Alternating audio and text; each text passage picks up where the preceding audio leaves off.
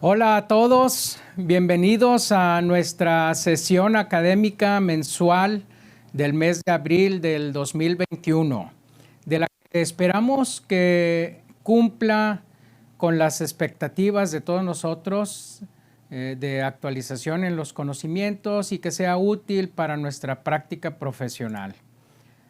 Saludo y agradezco a nuestros amigos pediatras que nos siguen a través de esta plataforma Zoom desde diferentes ciudades de México y del extranjero.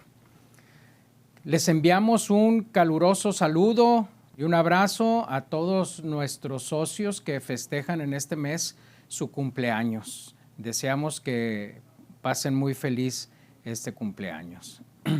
Quiero dar unos avisos generales antes de iniciar esta plática.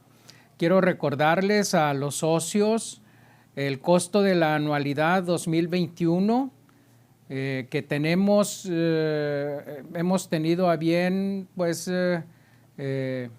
prolongar la vigencia de lo preferencial de nuestras cuotas que seguirá siendo de 1,650 pesos para quienes no tienen adeudos en sus cuotas.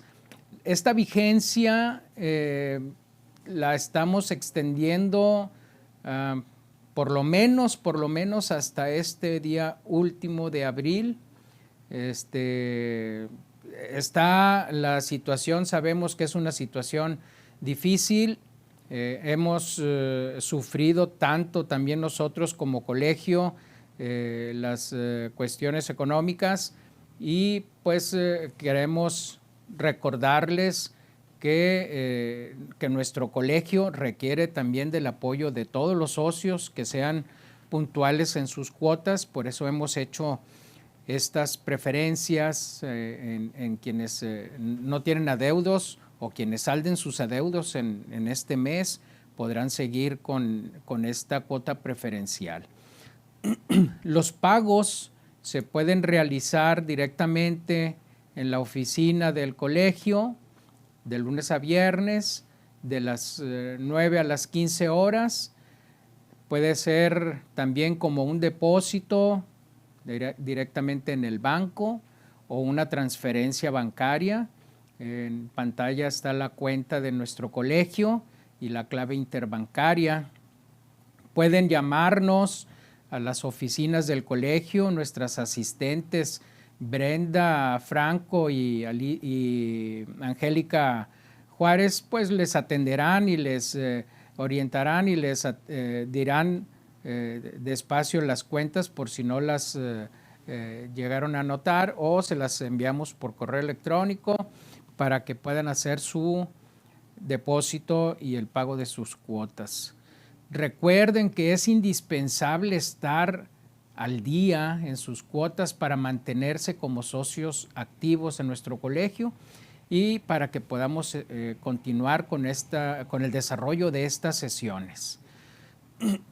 Muy bien. Quiero también, por conducto de un servidor, dejar en cada uno de ustedes un afectuoso saludo de parte de la doctora María Soledad Millán Lizárraga, presidenta de la Confederación Nacional de Pediatría de México, y del doctor Jesús Gerardo Guajardo Treviño, presidente electo de la misma, CONAPEME, quienes nos refrendan la invitación a inscribirnos en el encuentro académico virtual que se llevará a cabo cada uno de los 5 sábados del próximo mes de mayo. Ya está casi por iniciar, en un par de semanas más. Así también como inscribirnos al 52 Congreso Nacional de Pediatría de la Confederación Nacional de Pediatría de México, que se llevará a cabo del 28 al 31 de octubre de este año en Veracruz. Aquí tenemos la liga, ¿verdad? En donde podemos registrarnos a ambos eventos académicos. ¿sí? Está aquí la liga en la que podemos inscribirnos. Muy bien, quiero aprovechar estas cámaras y micrófonos y quiero hacer un pronunciamiento en nombre y en representación de todos los socios afiliados al Colegio de Pediatría de Nuevo León. Queremos hacer un llamado a nuestras autoridades federales para que reconsideren la política nacional de vacunación contra el COVID. Queremos que consideren a los médicos que no trabajamos en ninguna institución pública, que no trabajamos que no somos de un staff de un hospital privado, que tenemos nuestros consultorios, que atendemos a personas de primera línea, personas con o sin COVID, con o sin signos o síntomas, que pueden ser portadores y que nos pone en grave riesgo. Está bien demostrado que todo el personal de salud tiene de 7 a 8 veces más riesgo de contagiarse de cualquier enfermedad infecciosa por el hecho de estar trabajando con pacientes. Entonces, este es un pronunciamiento a nombre propio y a nombre de todos los asociados del Colegio de Pediatría de Nuevo León para solicitar muy respetuosamente a nuestras autoridades federales para que nos reconsideren y podamos tener acceso a la protección que nos da, es un derecho que nos da el artículo 4 de la Constitución, es un derecho constitucional, la protección a la salud, y necesitamos ser vacunados contra el COVID-19. Muy bien, muchas gracias. Esperamos que nuestras autoridades lo consideren. Muy bien. Quiero agradecer infinitamente a Biomerux la colaboración en nuestro programa de Educación Médica Continua 2021 y su valioso apoyo en la realización de esta sesión académica, cuyo tema es diagnóstico rápido como herramienta para toma de decisiones en pacientes pediátricos con infecciones gastrointestinales. Es un tema muy interesante. Son situaciones que vemos bastante frecuente en nuestros consultorios, en nuestra práctica profesional diaria, tanto en primer nivel de atención como en segundo y en terceros niveles de atención.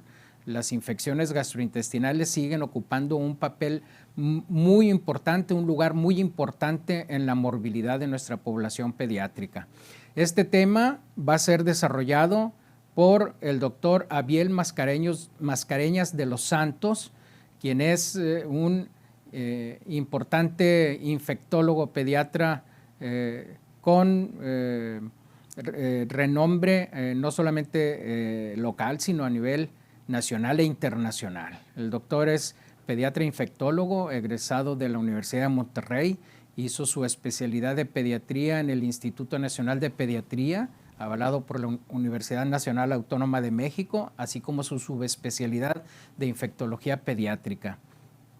Actualmente es el jefe del Departamento de Infectología Pediátrica del Hospital Universitario Dr. José Eleuterio González de la Universidad Autónoma de Nuevo León, aquí en Monterrey. Pertenece al cuerpo médico del Hospital San José TEC de Monterrey y al Hospital Zambrano de León, también del sistema TEC Salud. Muy bien, pues bueno, también el doctor es vicepresidente de la World Society Pediatric Infectious Disease, expresidente de la Sociedad Latinoamericana de Infectología Pediátrica.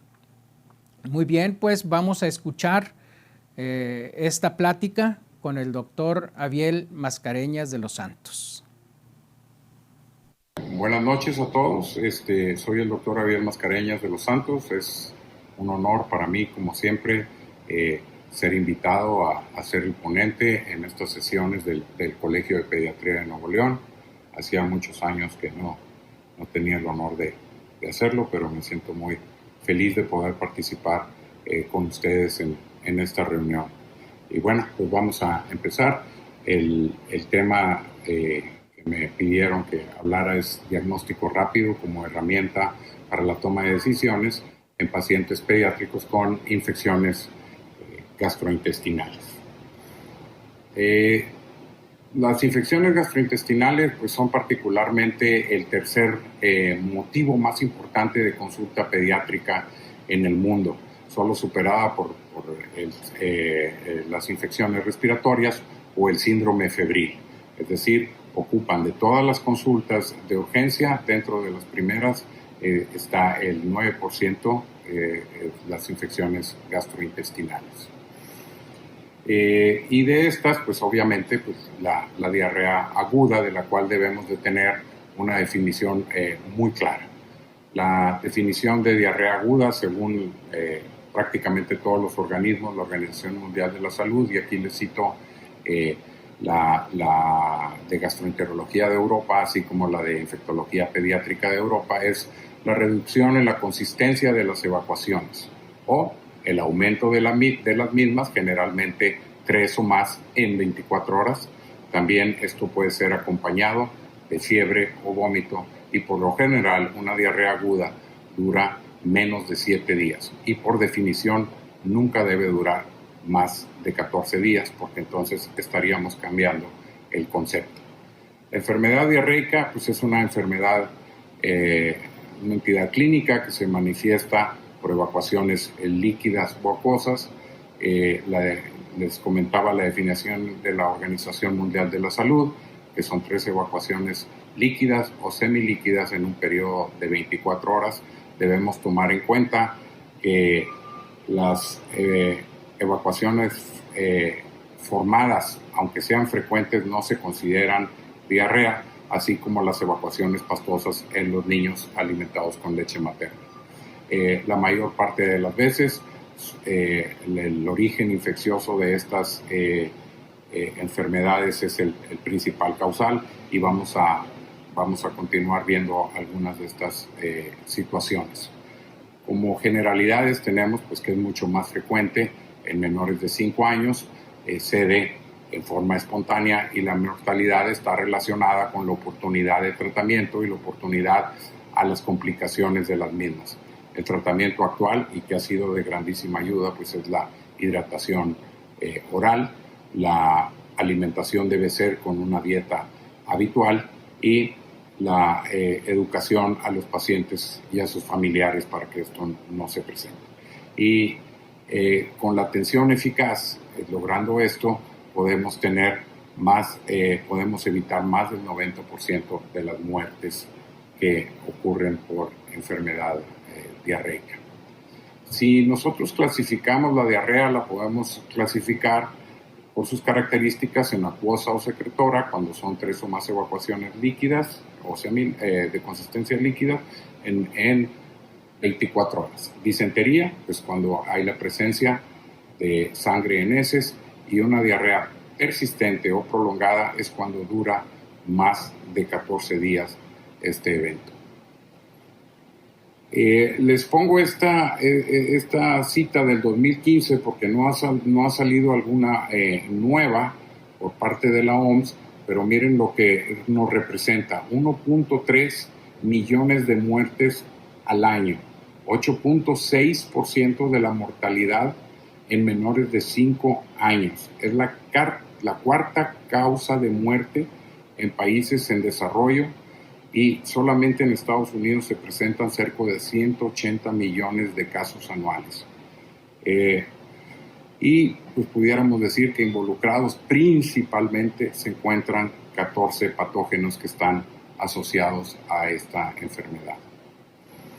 Estos son las diferentes formas de adquisición o de transmisión de estos 24 agentes que les comentaba, y como ustedes pueden ver, pues prácticamente pudiéramos decir que a excepción del astrovirus, todos son por alimentación, por agua o por contacto oral fecal. Y la otra excepción son las nosocomiales, asociada con el uso de antibióticos de amplio espectro o por mucho tiempo, que es el Clostridium difficile. Más allá de esto, pudiéramos decir pues, que todo esto entra por contaminación y por vía oral. De las gastroenteritis tenemos que el 75 al 90% de los agentes etiológicos involucrados en estas causas son virus. Eso es algo que debemos de tener muy claro porque es casi la regla que queramos tener o queramos pensar que tenemos etiologías bacterianas involucradas en esto, y con eso la invitación a utilizar antibióticos y obviamente el maltrato de los mismos eventos. Entonces tenemos que pensar que 7.5 a 9 de cada 10 gastroenteritis a las que nos vamos a enfrentar son ocasionadas por una etiología viral. Y si nosotros vemos las etiologías de diarrea en menores de 5 años, si vemos en menores de 2 años, como cuando nos enfrentamos a una diarrea secretora, a una diarrea acuosa, tenemos a rotavirus como el número 1, a norovirus, a sapovirus, a E. coli enterotoxígena y a E. coli enteropatógena, además de otros adenovirus entéricos.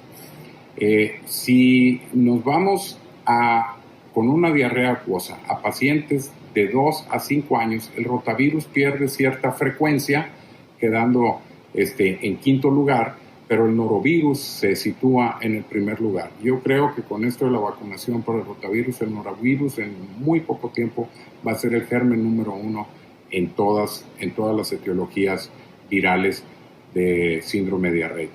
Otra también tenemos a la E. coli enterotoxígena, y aquí tenemos a algunas shigellas, tanto la Flexneri como la Dysenteriae, que no necesariamente nos van a dar una diarrea invasora. Ahora, cuando hablamos de una diarrea invasora, aquí la principal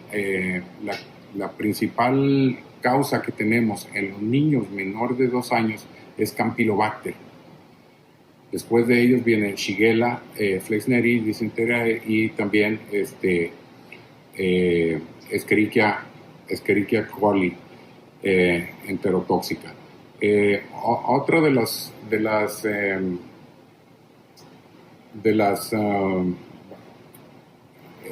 etiologías que tenemos son prácticamente las mismas cuando son pacientes de 2 a 5 años, solo cambia que aquí empezamos a ver la presencia de entamoeba histolítica y de salmonella. Como podemos ver, rotavirus es el agente etiológico más común en menores de 5 años y ocupa hasta el 40%. Después de ello viene el norovirus y el adenovirus, y el norovirus viene creciendo en una forma importante. El norovirus afecta a todas las edades y es la principal causa de brotes o de infección. No sé si ustedes lo habrán notado, pero ahora, desde mediados del mes de febrero, empezaron a acudir pacientes o familias enteras con la presencia de síndrome diarreico, vómito y dolor abdominal. Y ahora en los tiempos de COVID, pues nos vimos forzados a tomar muchas pruebas para esto, y quienes tuvimos la oportunidad de tomar paneles virales o paneles gastrointestinales, para esto nos dimos cuenta que muchos de estos casos, particularmente los que eran más de 2 o 3 miembros de una misma familia, correspondían a norovirus. Por si les digo esto, en las últimas 6 semanas nosotros hemos más o menos notado que ha habido un incremento aquí en Monterrey. Para que estén pendientes ustedes, es importante que podamos tener este diagnóstico. Dentro de las bacterianas, pudiéramos decir que los agentes causales de gastroenteritis de etiología bacteriana son principalmente E. coli enterotoxígena, E. coli enteropatógena, Campylobacter, Shigella, Salmonella y Yersinia enterocolítica. Todo este grupo ocupan más o menos el 40 al 50% de las diarreas bacterianas. Con estas tenemos más o menos cubierto todo. Dentro de las parasitarias, pues es cada vez menos frecuente y en general son menos frecuentes todavía de lo que solemos pensar. Perdón, entamoeba histolítica se presenta en menos del 2% de casos podemos identificar trofozoitos. Giardia lamblia es con mucho el parásito, el protozoo más frecuente en pacientes inmunocompetentes y es el más común a nivel mundial. El Cryptosporidium, a pesar de que es muy frecuente en zonas rurales, no en áreas urbanas. Y cuenta con una importante mortalidad, pero no porque sea muy agresivo, sino porque se atiende muy tarde. Entonces es importante tener esto en conocimiento. Aquí están algunas estimaciones del estudio de la Organización Mundial de la Salud que les comentaba. En niños menores de 5 años, las 3 etiologías que causaron la mayor mortalidad fueron rotavirus, Cryptosporidium y Shigella. Tomar en cuenta que Cryptosporidium es frecuente en áreas rurales donde no hay un acceso a clínicas rápidamente y también por cuestiones geográficas o de dificultad para transportarse se encuentran o dejan evolucionar más tiempo este tipo de casos. Si pudiéramos intentar con signos y síntomas por un agente, pudiéramos decir si se trata de cómo pudiéramos diferenciar uno y otro, es extraordinariamente difícil. Sin embargo, podemos decir pues, que la fiebre está asociada a patógenos invasores, aunque algunos gérmenes, particularmente el rotavirus, se presenta con fiebre al inicio de su infección. Evacuaciones sanguinolientas, pues tenemos E. coli enterohemorrágica dentro de los principales y muchos de los productores de toxina, particularmente Shigella. Las evacuaciones sanguinolientas se encuentran ausentes en las diarreas virales y en las diarreas causadas por bacterias enterotóxicas o que producen toxinas. La otra es el vómito. En la diarrea viral se presenta o también cuando es secundaria a toxinas preformadas en los alimentos. El vómito, la diarrea y la fiebre son muy comunes en el cólera. Perdón, dije un dato equivocado. En el cólera lo que tenemos muy frecuente es fiebre y vómito, no evacuaciones sanguinolientas. De hecho, la característica del cólera es que es una enfermedad causada por una enterotoxina y por lo cual es una diarrea secretora. Okay.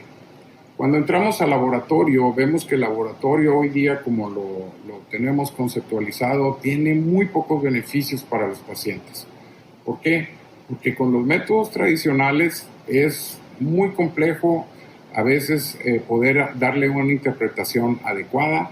Generalmente hacemos un diagnóstico que nos toma días para una enfermedad que a lo mejor en las primeras 72 horas ya se resolvió. Tenemos muchas veces el resultado tardío donde siempre vamos atrás.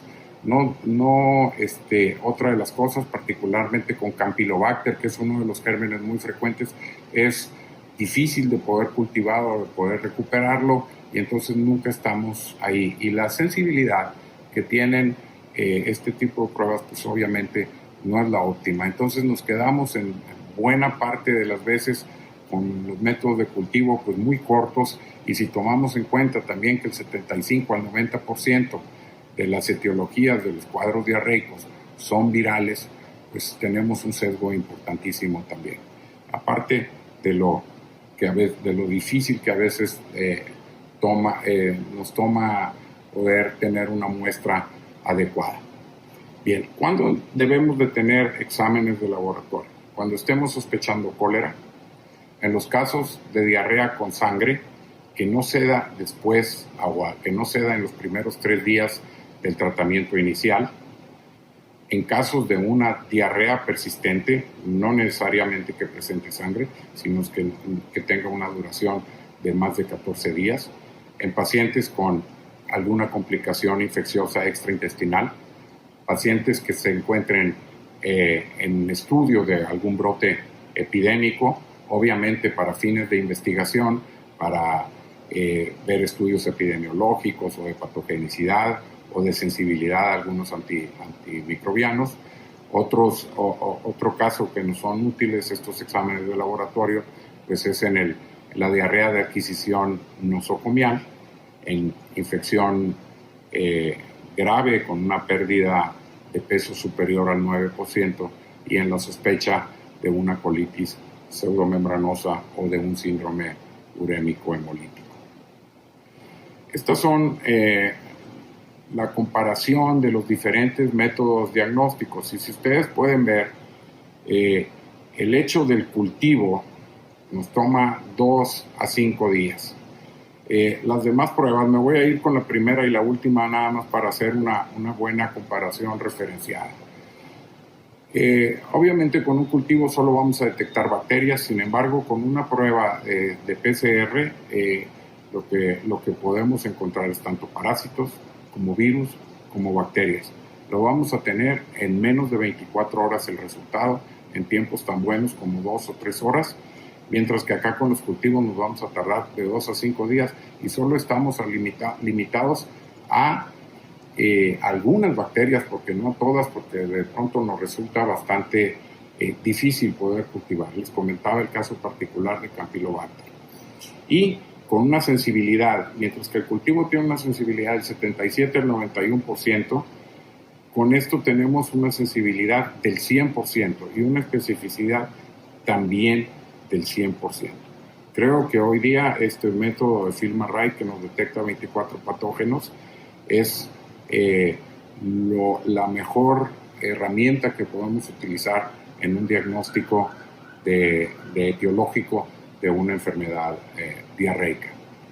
Prácticamente el coprocultivo y los exámenes de microscópicos de moco fecal pues están cayendo en desuso por el tiempo que toman, por la poca sensibilidad que tienen y porque no nos pueden diferenciar muchas veces entre una bacteria y otra, en particular el caso de los Escherichia coli.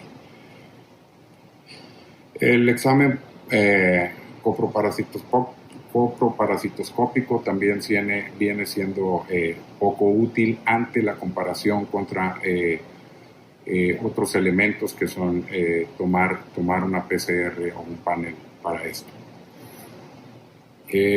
¿Cuáles son los beneficios de estas PCR? Uno, que tenemos un amplio espectro de patógenos que se presentan con signos y síntomas similares y esto nos ayuda mucho a poder decir cuál viene siendo.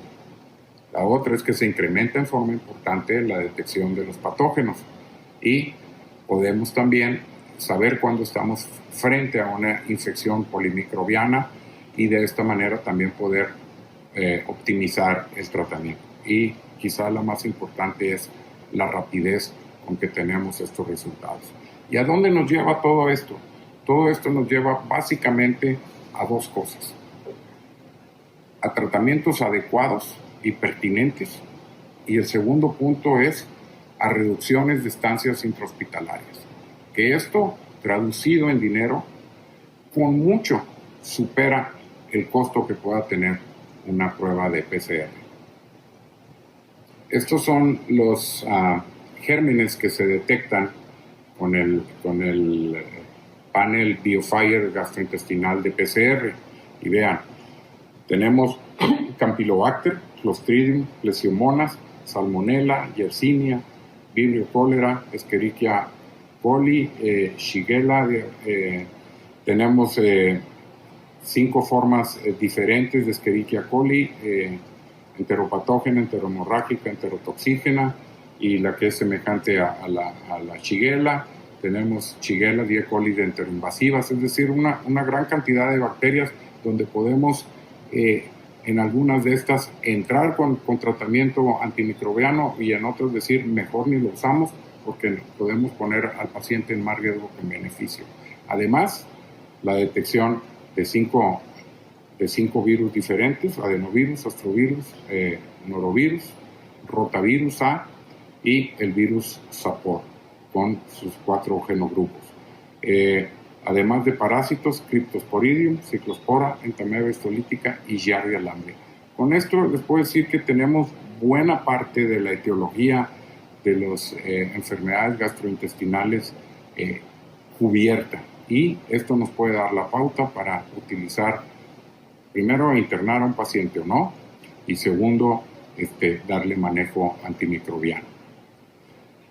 Esta es la sensibilidad y la especificidad que tienen este tipo de pruebas. El FilmArray de PCR de panel gastrointestinal tiene una especificidad del 97 al 100% para bacterias, para parásitos y para virus, donde para parásitos y para virus prácticamente tiene el 100%. Y una sensibilidad también bastante cercana, es decir, es la mejor herramienta con la que podemos contar hoy día para un diagnóstico etiológico de una enfermedad diarreica.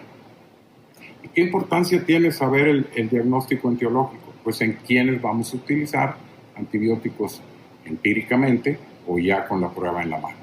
Particularmente empíricamente, ¿cuándo? Pues cuando estamos sospechando que pudiera ser algo, como con Vibrio cholera, Shigella, Entamoeba histolítica y Giardia lamblia. ¿Cuál es la terapia antimicrobiana causada por esto? Pues aquí tenemos toda esta gran lista. Lo que yo quisiera remarcarles en particular es que hay algunas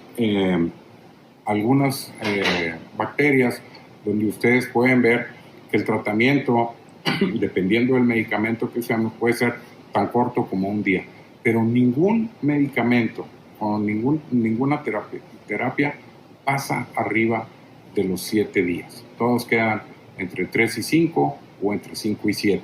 Y la excepción viene siendo prácticamente Clostridium difficile, que es 7 días, y a veces tenemos necesidad de irnos a un poquito más, dependiendo de la proporción que tengamos.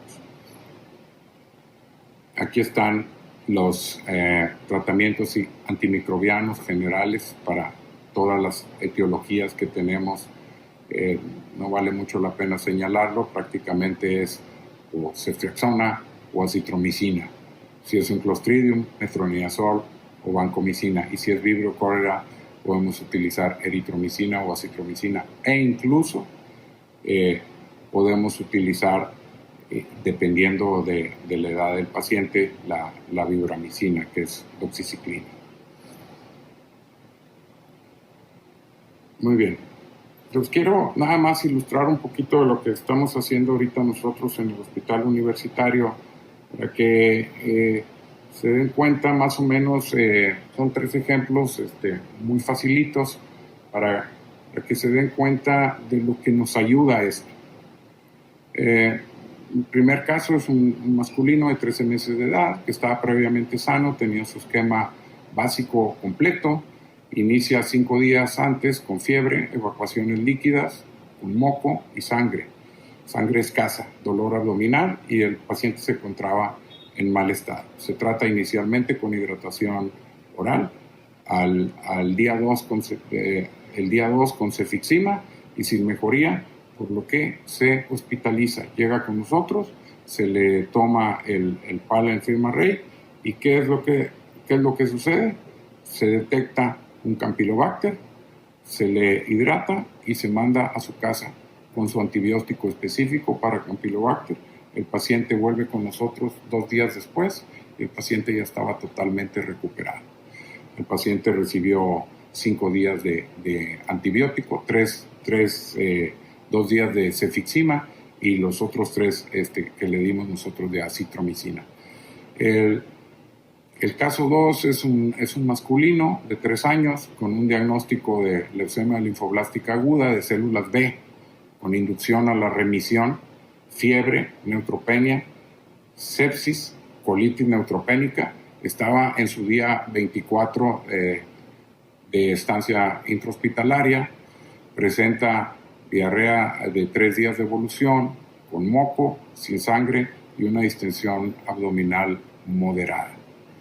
Le tomamos los estudios, detectamos Clostridium difficile, se aísla al paciente, se ponen sus precauciones, se le suspenden los antibióticos IV, le iniciamos metronidazol por vía oral y el paciente cursó con una mejoría y egresó 14 días después para seguir con sus tratamientos.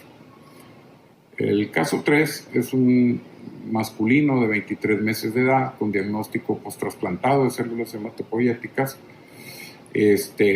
Presenta una diarrea intermitente, había tenido múltiples esquemas de antibióticos, fue tratado empíricamente para citomegalovirus sin ninguna mejoría y con diagnóstico de enfermedad injerto contra huésped gastrointestinal.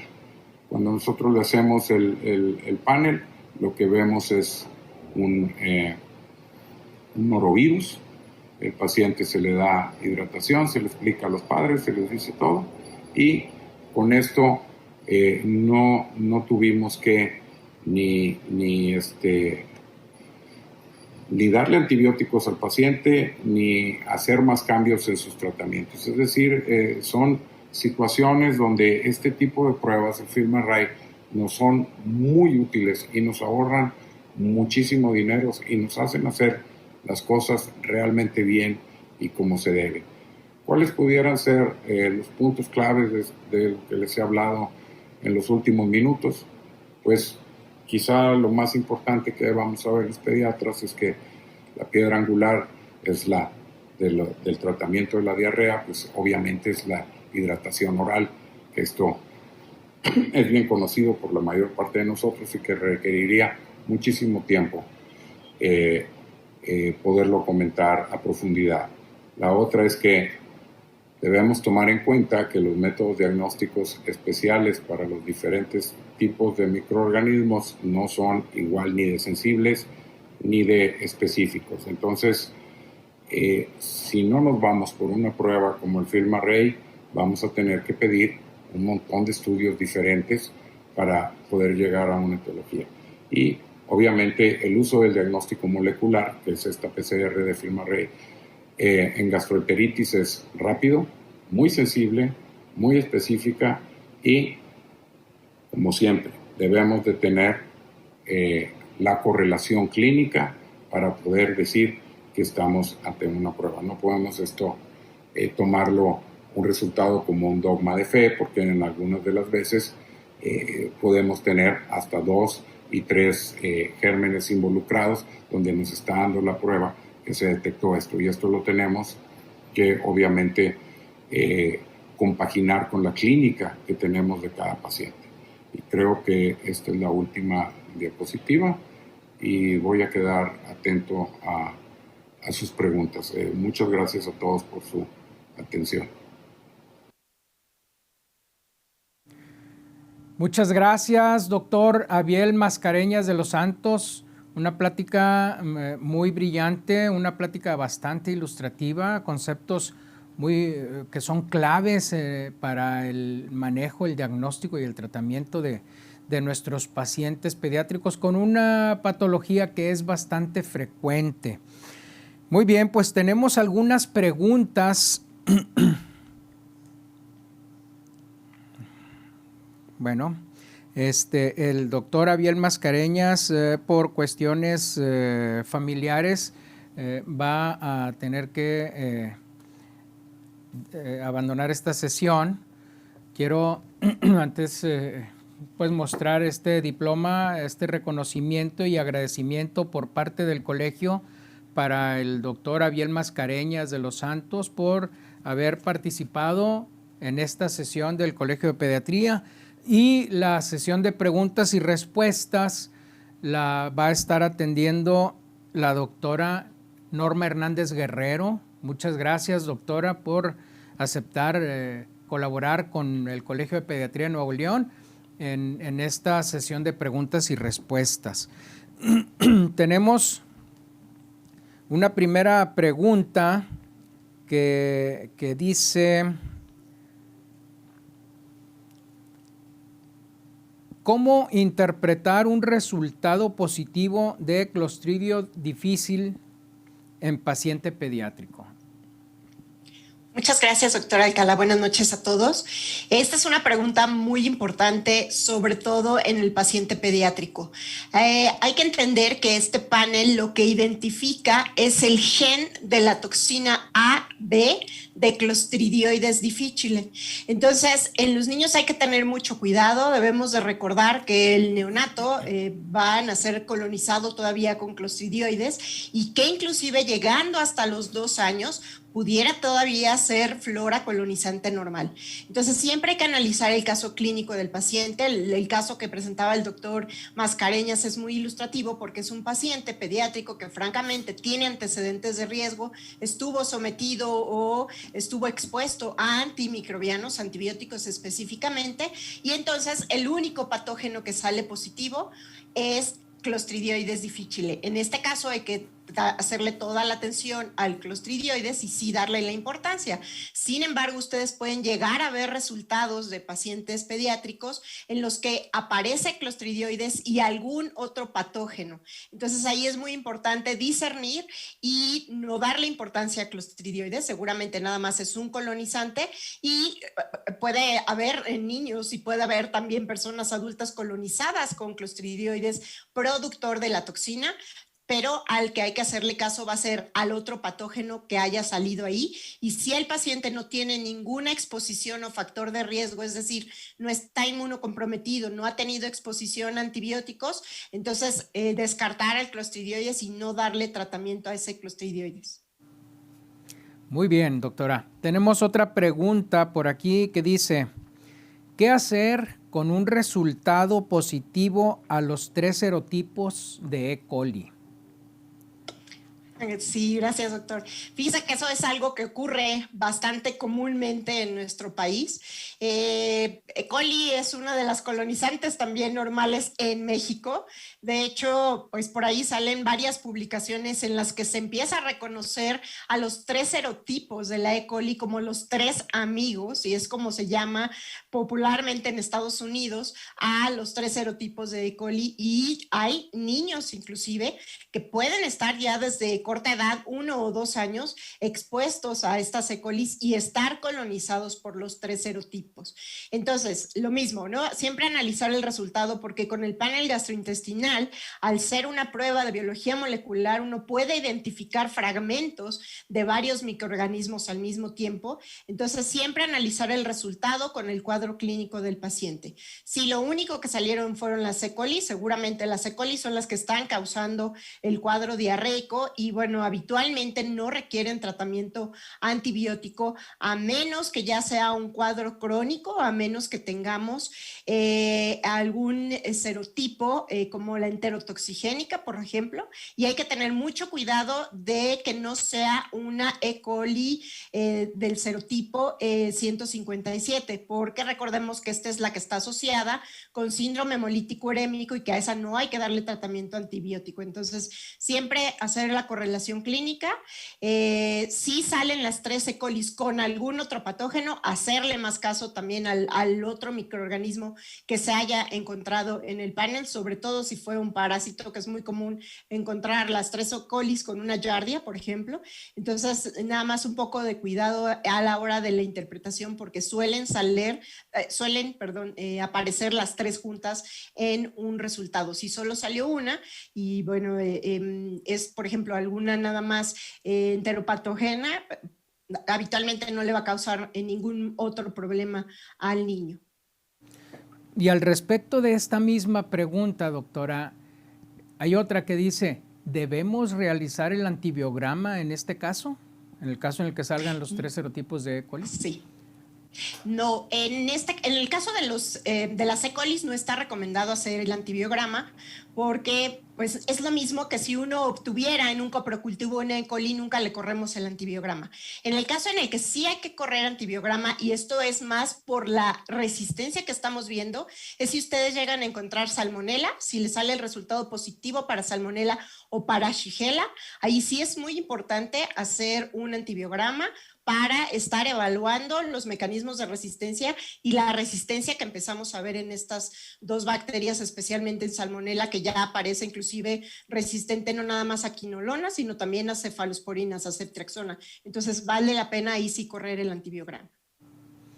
Muy bien. Y una pregunta muy repetitiva, doctora Norma Hernández, es ¿qué precio tiene el panel gastrointestinal, el BioFire? Sí, el costo va a variar dependiendo del hospital donde se haga. Pues ya ven que tienen diferentes precios, inclusive, por ejemplo, algunos de los medicamentos son diferentes en algunos de los hospitales, pero el rango en Monterrey va a ir entre 8,000 y 11,500 pesos el panel. Por eso es muy importante que uno escoja al paciente correcto que se va a beneficiar de este panel, ¿no? No va a ser este niño que no está deshidratado, que tiene un cuadro leve de diarrea, sino habitualmente las recomendaciones de las guías internacionales, porque los paneles de PCR multiplex para diarrea están ya en guías internacionales, sería aquellos pacientes que lleguen con un cuadro grave y que requieran hospitalización, que estén francamente deshidratados, que tengan alguna diarrea sanguinolenta. Pacientes que tengan más de 7 días con diarrea también se benefician, y todos los pacientes inmunocomprometidos.